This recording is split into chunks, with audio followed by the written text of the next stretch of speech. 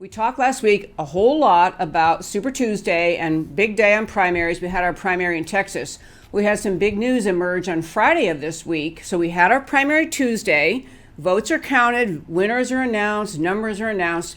And on Friday, the Dallas Election Commissioner filed pleadings in court saying that they had discovered, the Elections Department had discovered 44 flash drives, little things you stick in your computer to hold data, 44 flash drives which had had votes on them that had not been counted.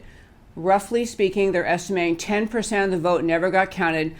But the real question is, these 44 flash drives, where were they between Tuesday and Friday? So right now, where it stands, the election, whatever was filed in court last Friday, was somehow deemed insufficient. There was some flaw in the filing, so they're refiling. There's going to be a hearing coming up.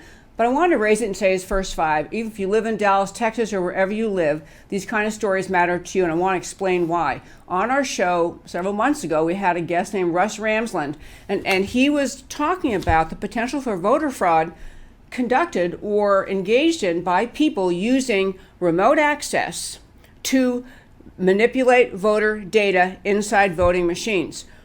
Well, the same kind of thing is potentially a problem on these flash drives.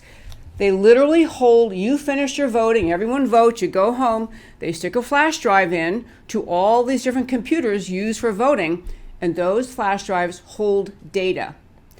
So sometime, or between Tuesday when the polls closed and Friday when this discovery was made, someone had control, or many someones had control of those 44 flash drives. The question is, did someone manipulate the contents? Did someone even open the contents? Was it one of those truly innocent things, like, tossed in the back of an election judge's car and did not discover it until much later, they fell out of the packet? All sorts of innocent explanations are possible.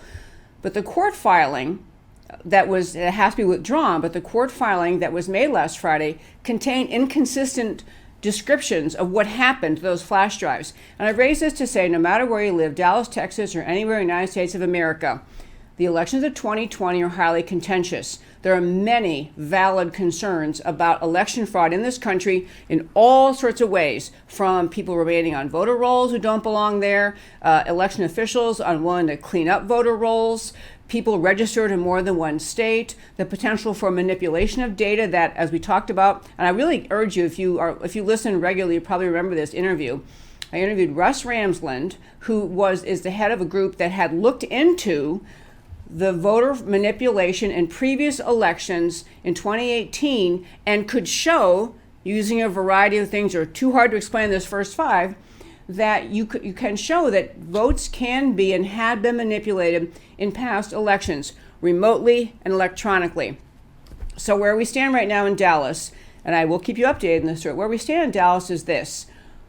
We have, for decades, people have tried to treat the other party with respect, with a presumption of innocence, with the notion, hey, we're all professionals here. The elections department people, they are professionals. The head of the other the county party, both parties are soon to be people of honor and integrity. And so people are loath, they are unwilling to make accusations of potential wrongdoing lightly. And we should be unwilling to make unjustified accusations, or just accusations without depth of information to back them up. On the other hand, every single person involved in the Dallas County elections should want, not just because the petition the election department filed just said, hey, we need a judge to order that we can reopen this election to count these last 10% of votes. So they need a court order because the election's closed. They need a court order to reopen it, is the first question. And the judge probably going to say yes. I mean, you're not going to say no. He's not going to say no, you can't count these votes. But the question is, do we have the tenacity and determination in this courtroom by both political parties, by every party involved, to insist for a forensic investigation to assure what happened to the data inside those flash drives between Tuesday and Friday? People don't like to make requests like that. People think it's viewed as confrontational or casting suspicion or, casting accusations against the other side or against the elections department that maybe data was manipulated. And I'm telling you that the data could have been manipulated by somebody who had no connection to the county elections department, who had the content, who had hold of the flash drives or access to them or electronic access to them.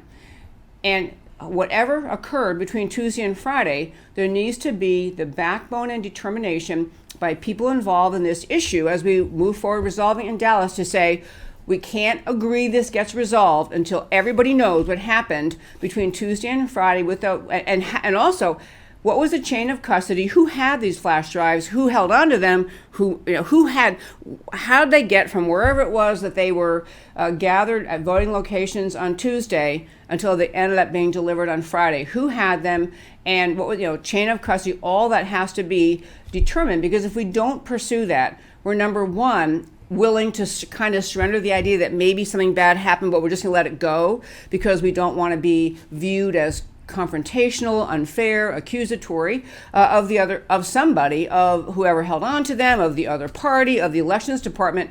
The primary goal is it has nothing to do with who gets offended. The primary goal is figuring out exactly what happened to them. Was the information manipulated? What processes must be fixed so this never happens again?